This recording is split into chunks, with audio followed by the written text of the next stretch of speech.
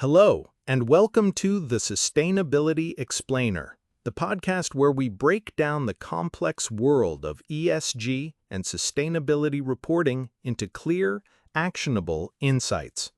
Do not forget to subscribe to our channel to become updated with all new videos and other podcasts. Today, we are exploring deeply a new standard that is set to significantly change how companies talk about one of the most critical topics of our time, energy. We are talking about GRI 103, Energy 2025. Now, if you're in the sustainability space, you know GRI, the Global Reporting Initiative, is the gold standard for reporting. And this new topic standard is a big deal. So whether you're a sustainability professional, a fresh graduate, an investor, or just someone curious about how businesses are tackling climate change, stick around. We're going to unpack what GRI 103 is, why it matters, and what it demands from organizations. So first things first, what is GRI 103, Energy 2025? At its core, it's a detailed guide for organizations to report on their energy-related impacts, both the good and the bad, and how they're managing them. It's issued by the Global Sustainability Standards Board, or GSSB, and it's not just some suggestion. It becomes effective for any reports published on or after January 1st, 2027. That might sound far away, but for large organizations, that's just around the corner in planning terms. But the real question is why? Why a dedicated, updated standard on energy right now? The answer is simple: the Paris Agreement.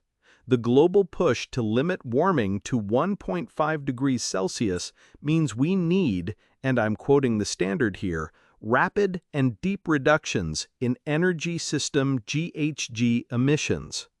Our entire economy runs on energy, and for decades, that energy has been the primary source of the greenhouse gases driving climate change. So this standard isn't just about counting kilowatt hours, it's about accountability. It's designed to push companies to be transparent about their transition away from fossil fuels, their move towards renewables, and how they're improving energy efficiency. And it's not just about the environment. GRI 103 recognizes that this transition has profound impacts on people. Think about it. Phasing out a coal plant can mean job losses for a community. On the flip side, investing in a new solar farm can create new jobs and require new skills. The standard asks companies to report on all of it, the negative and the positive impacts on the economy, the environment, and people. Okay, so we know the why. Let's get into the what.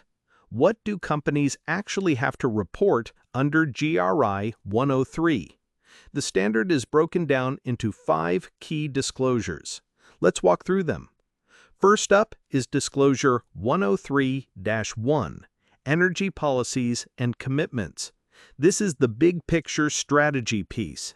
A company can't just say, "We care about energy." They have to describe their actual policies. Are these policies aligned with the science of the 1.5 degree goal? What are their targets for reducing consumption, improving efficiency, and switching to renewables? This is where they lay out their roadmap. Next, we get into the hard numbers.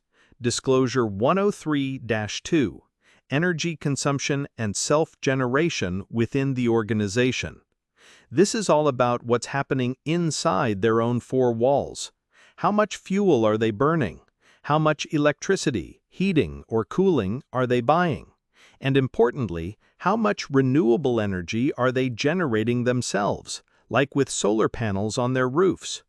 This data directly feeds into what we know as Scope 1 and Scope 2 greenhouse gas emissions.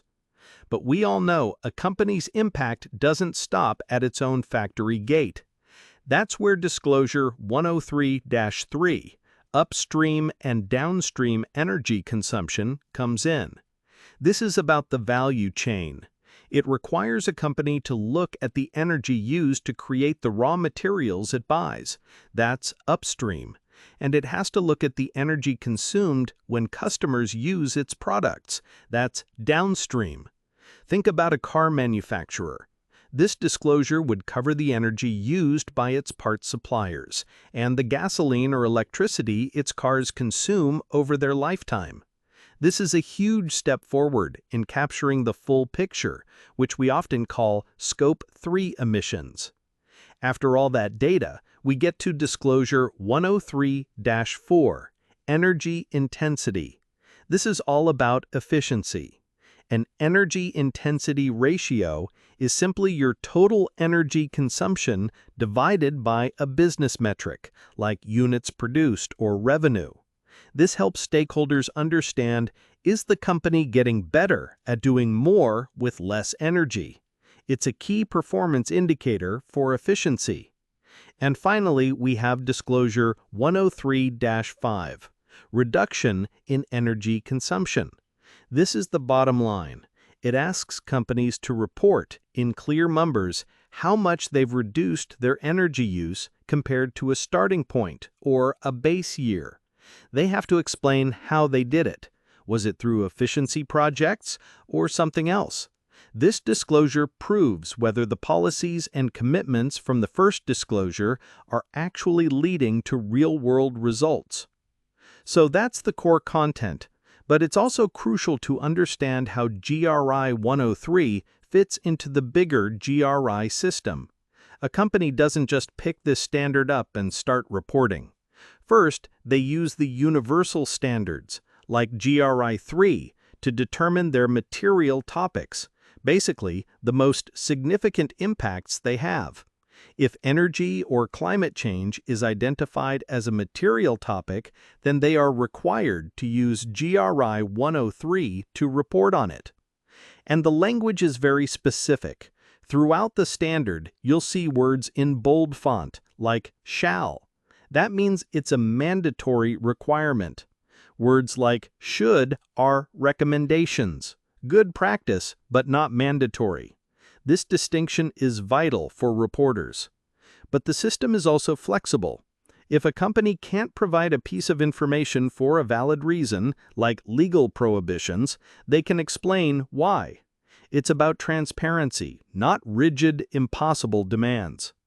So, to wrap it all up, what's the big takeaway on GRI 103 Energy 2025? This is a major evolution in sustainability reporting.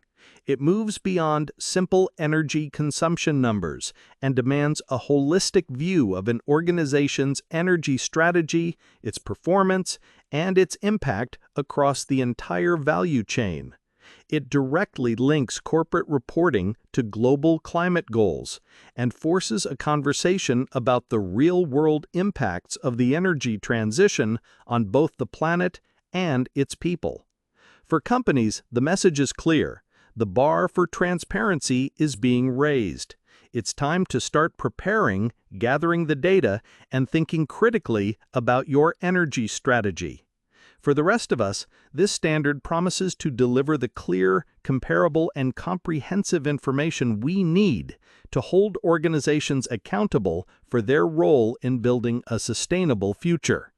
That's all the time we have for today on the Sustainability Explainer.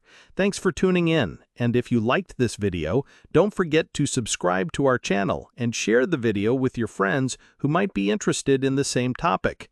And have a look on the other videos on our channel. You will find a lot of resources on energy and sustainability.